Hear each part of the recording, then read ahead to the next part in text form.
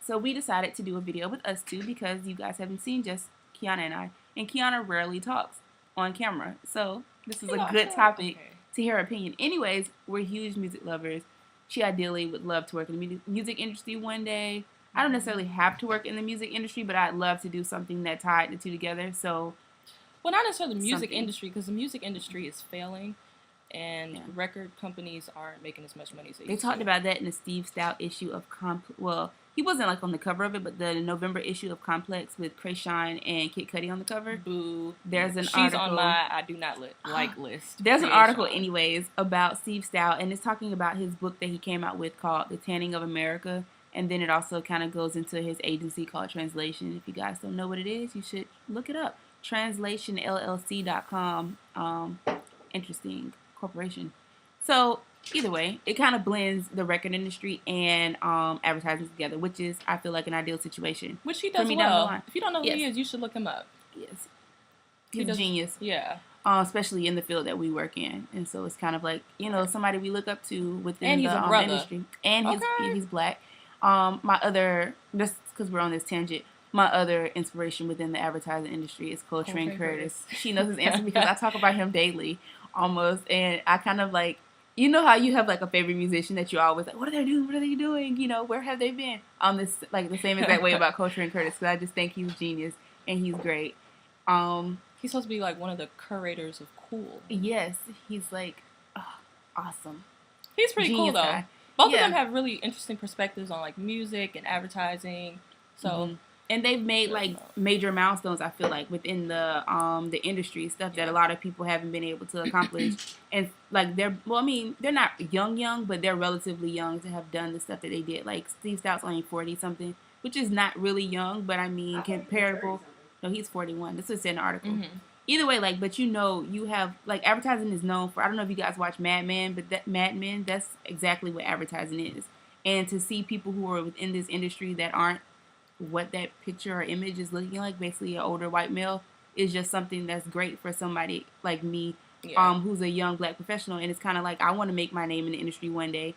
And to have people like that are kind of like paving the way for me to be able to do so, I feel like it's really good. And it's basically putting together like a lot of my different interests together. So like music, art, clothing, like fashion. They had combined PR together. It's like making all of the communication arenas work together. I would say that's what I admire about him. He did, Steve Stout, his company Translation did the commercial with Chris Brown and the Wrigley commercial. With the double mint gum. Yeah. Like they merged the two together. So basically his whole thing because he's trying to not box himself into this corner of just being an African American agency, but trying to merge hip hop and advertising together and seeing where those things fit. So like with Beyonce and Tommy Hilfiger, like trying to make it a more organic message with the consumer, because hip hop is supposed to be cool.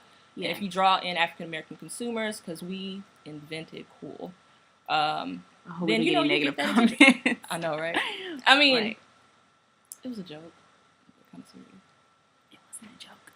But yeah, so like just because like she was saying, hip hop or whatever, it's cool. A lot of brands, they want to align themselves with these artists or musicians, I guess you could say, and to be able to put those together it's nice. It's fun. Yeah. And I think I don't know who the first person in life was to ever do it. Could have been one of those two people. I doubt it was one of those two people, but somebody had the genius idea. I don't think it was the first, but I know Adidas and with Run DMC? Run DMC. Yeah. That was pretty good. I think some people, they try to merge the two, and it just becomes very offensive. I don't think it's Sprite, but it's another bottling company.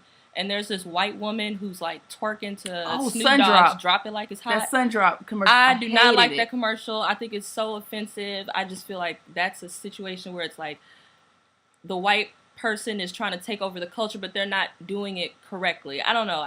Maybe that it's just wasn't vocalized right, but yeah, I don't know if we were the target to like if it. I mean, it was probably a general market campaign. General market. That's like a no term most days now in the industry, because what is the general market?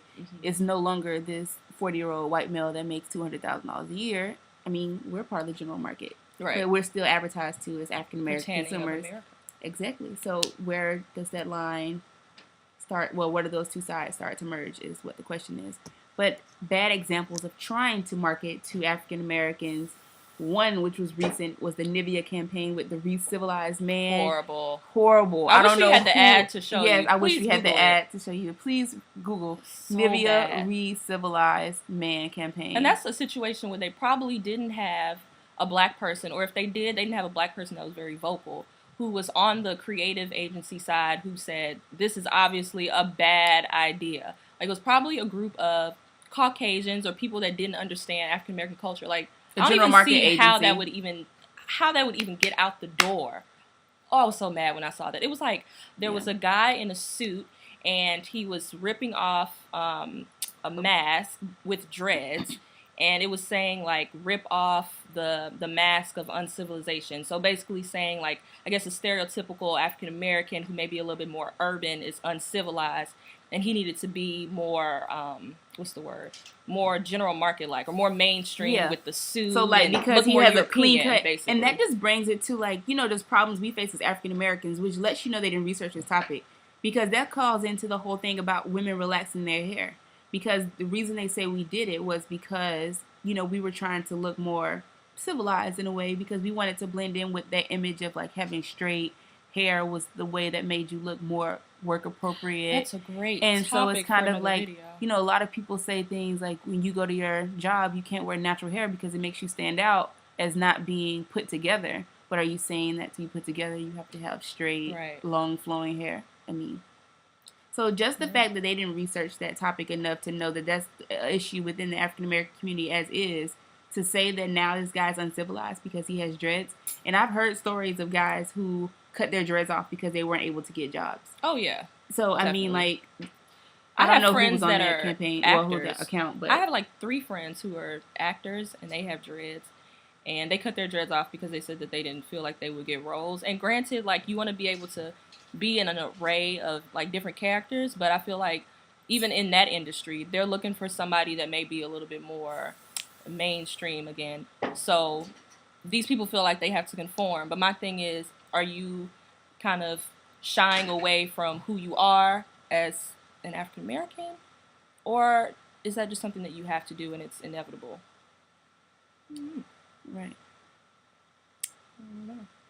And it's weird though, because I don't look at guys with dreads and say they're uncivilized. I mean, yeah, you have the Lil Waynes of the world, especially now. Yeah, but you also have like a Cousin Jeff, and he has really like maintained dreads, and they're pulled back and they're nice. And especially like living in New York and Brooklyn, you know, guys out here, they wear dreads and it's really put together. It's not just you just let your hair grow together and mat. It was like an actual style, and it looks nice. Especially women, like, they get updos and nice little hairstyles with dreads. And it's not just, I don't know, I guess I don't want to say anything bad about Jamaicans, but you know, like, when you picture that Rastafarian look, she's half Jamaican. But you know what I mean? Like, you picture that whole Bob Marley kind of look when you hear the word dreads. Because now, but it's not like that anymore. From where dreads started as something that was a part of the Rastafarian movement, where you're not growing dreads out to be fashionable. It was more of maybe a religious or cultural thing. Now it's just changed to totally fashion. So they want to upkeep it in a different way. You see Caucasians, you see Asian people that are wearing dreads. So it's not something that's just totally sticking to African Americans, which makes it, I think, it should be much more acceptable. And I feel like if you have dreads and you want to rock them. As long as they, look right and you like them. Yeah. Do it. Do you, boo?